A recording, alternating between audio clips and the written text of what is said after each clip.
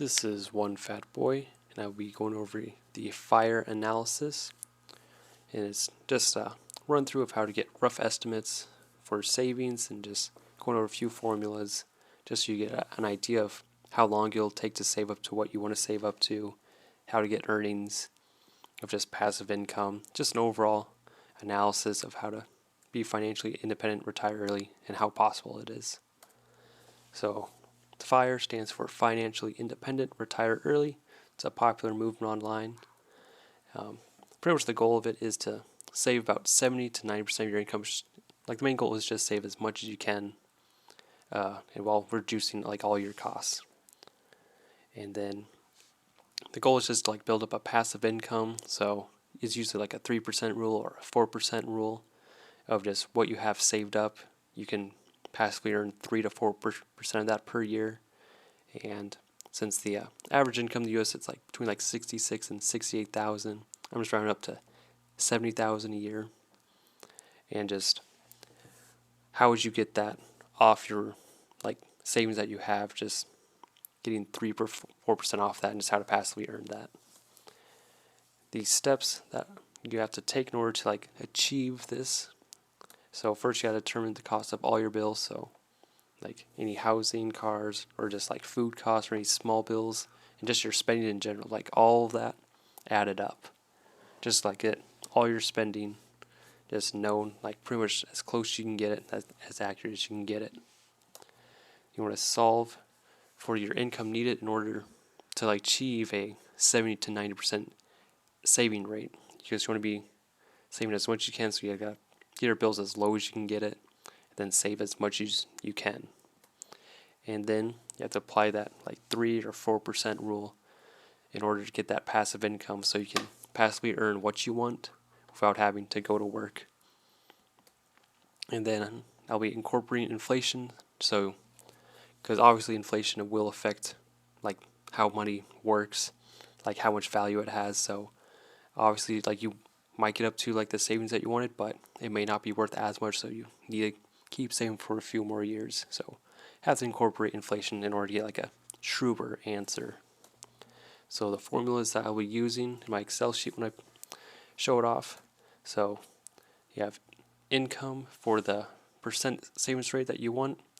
So that's bills divided by 1 minus the savings rate that you want. So say if you wanted 90%, it'd be all your bills, then divide that by 1 minus 0.9. So it basically just times your bills by 10 to get like a 90% savings rate. So pretty basic. Then you have your percent rule, so for a 4% rule, so you have your passive income, so what you want to earn, which will be going over 70,000. Just divide that by 4%, so 0.04, and that'll have your like your goal savings that you want in order to generate that passive income for that certain percent. Then for inflation, you have 1 plus inflation rate, and then just raise that for how many years you think that will last, or the estimate for that amount of years. So you could have like 1 plus 3% and just raise that over 20 years. Then you have your adjusted passive income. So it's like, say you have 70,000. Obviously, 70,000 now is different from 20 years ago. It'll be different 20 years from now. So just take your passive income, just apply the inflation formula.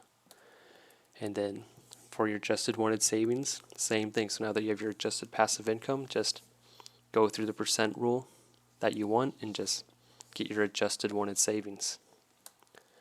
And then this is an Excel formula that's built into Excel, so you just got to follow the pattern that they want.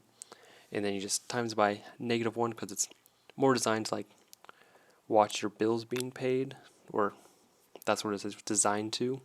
But you can also just show like compound interest overall, so it'd be future value. And then I also have time to get to wanted savings, so like the amount of savings that you want to get to in order to generate your passive income, and then just divide that by your yearly income minus yearly bills. And that's to really just get a rough estimate. So as always with the FIRE analysis, like just always be aware of your finances. See where you can save and invest so you can generate more passive income. Then always make a plan of how to reduce the amount of time to get to your goal savings. So that might just be work more, or just generate another set of passive income. Just try and make your life easier on you overall. My Excel sheet for the FIRE analysis, and to see how possible it really is. Kind of put some numbers to these thoughts. So, well, first you have to start with, well, what are the total costs of my bills? So here's just some common bills on the side, like rent, phone, car, just kind of recurring stuff. Things just you need to like live and function in society. And these are all kind of estimates. I googled some online to see like kind of what the average rent was, kind of what average car bill was, things like that. But I got an average about 2,500, or it's like close to 2,600. So just going off this, I now see how much I would need to make in order to get a 70% savings rate if I'm spending this much per month, which you can see by this formula. Just take this, divide that by 1 minus 0.07, and that's how you get 8,633 and 33 cents. And then obviously times that by 12 to get your yearly. So bring you over 100,000 per year, which compared to most people in the United States, that is putting you in a higher bracket overall. So now it's like, how long would it take to get to that passive income of 70,000? So first you got to apply which percent rule. So here we have the 4% rule. So just the 70,000 divided by 0.04. That's how you get 1.75 million. And then this is how long it would take. So you take your, how much you make, well, per year. Well, first off, how much you want to save, which would be the 1.75 million, divided by how much you make per year, and then minus your bills. So like your total bills for the year. Here I just put like the monthly one times 12. You can just put your yearly one, but that's just the general idea. And just without any investment, just pretty much raw savings, you would take 24 years to achieve that.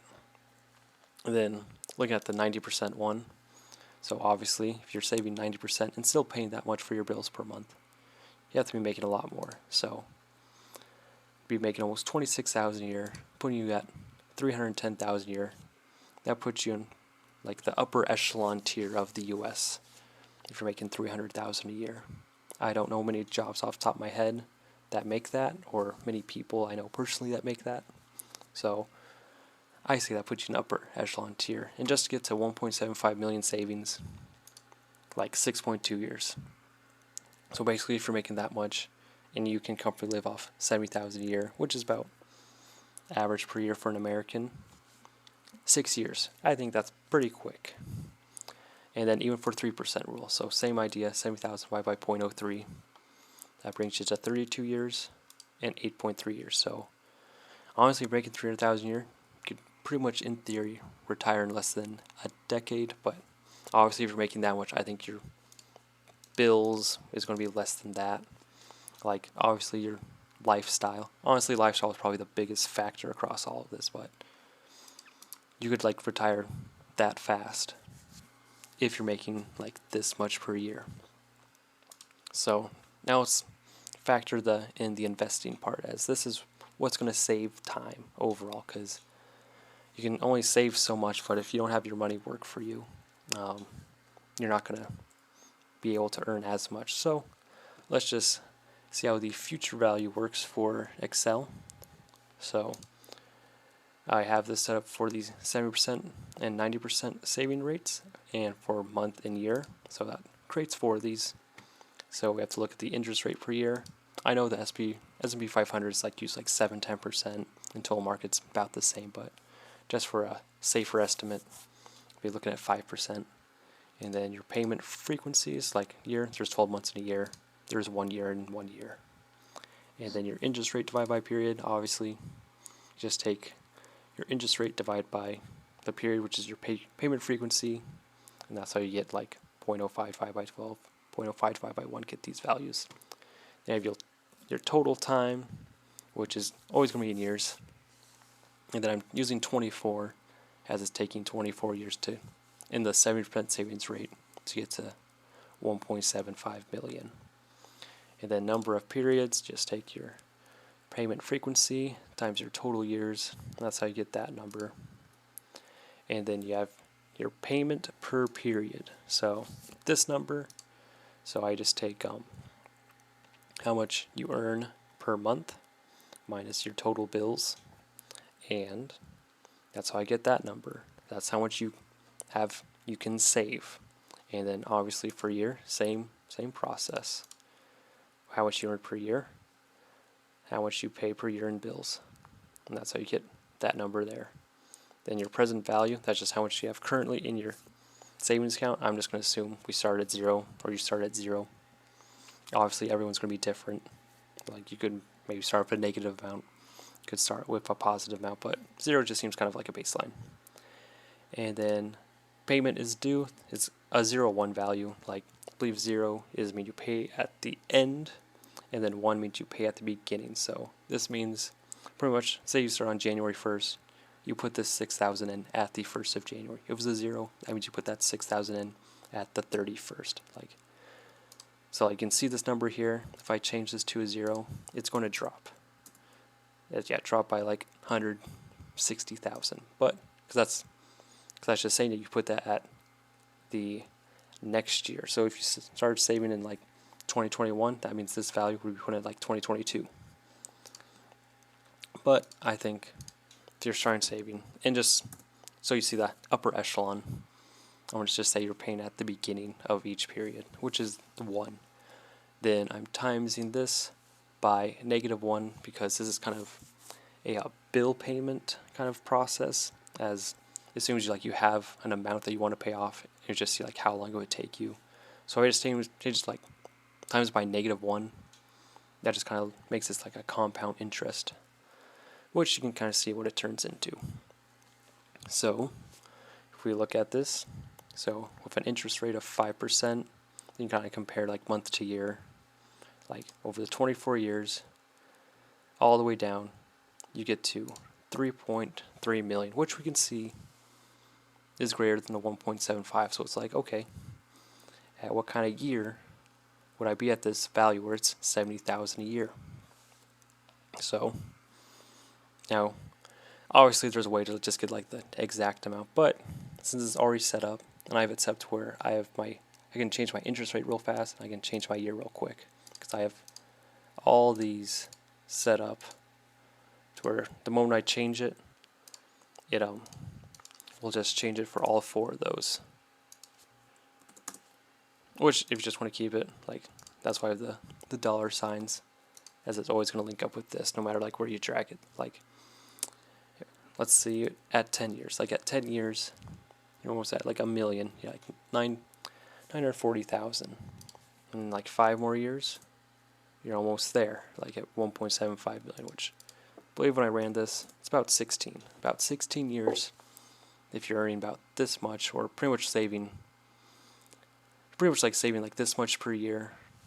Like if you can save 70,000 a year for like 16 years and get an interest rate at like 5%, you'll be able to earn like 70,000 a year just passively. And so then obviously with 90%, it's going to be different, as like we can see like in 6 years. Like if we check 6 years, like it'll just be a little bit more of interest. Like honestly, as time goes on, like the interest is going to have a bigger effect. Like you'll have 200,000 more. So basically, you have 8 months more pay after 6 years. So like maybe like 18% more or whatever. But let's just leave this at 16. And so now there's a way to factor in inflation. So I just have this kind of set up over here where it will affect this stuff over here. So passive income, 70,000, using 4% rule. Foreign savings, 1.75 million. Have that for 24 years, but now we have inflation. Let's just say average 3% inflation per year. So use an inflation formula over time. So we have the 1 plus the inflation 0.03 up raised to the 24 years, and we get 103%. So basically in 24 years, the value of the dollar will be half. Like you'll get twice as much for the $1 today. And so that means your adjusted passive income would have to be this much, 142,000. A little more than 142,000. So that means your adjusted wanted savings in order to get what would be 70,000 today's money and that value 24 years in the future. You need 3.5 million. So you can kind of see 24 now to 49. Basically, you have to work twice as long. So let's just say graduate college 22, start working 22 plus 49. That puts you at 71, which is basically what people would retire at anyway. So obviously, like, let's just see, like, honestly, with the 24 years, like, you'd see it'd be almost there after 24 years with the interest rate of 5. And let's just say you just put everything in SP 500, it kept that 7%, like, it'd be well over that, so that's good. Like, as long as you have your savings working for you, like beating inflation, like, you will maintain probably this 24 a little faster. Yeah, because let's just see, like, what number, because I actually don't know right now, to get like to this 3.55 with 7%. Like, let's just see what it is at 20, a little lower, so just put in 22, 21. Yeah, so about a little over 21 years, which honestly, you can set up a formula that would solve for like this number that you want. Just get in years, but I just kind of like seeing like in whole numbers, and personally I was a little too lazy to set that up, but anyways, you just kind of see like at 21 years to be almost there. And so when you hold that 7%, which is kind of the average for the S&P 500.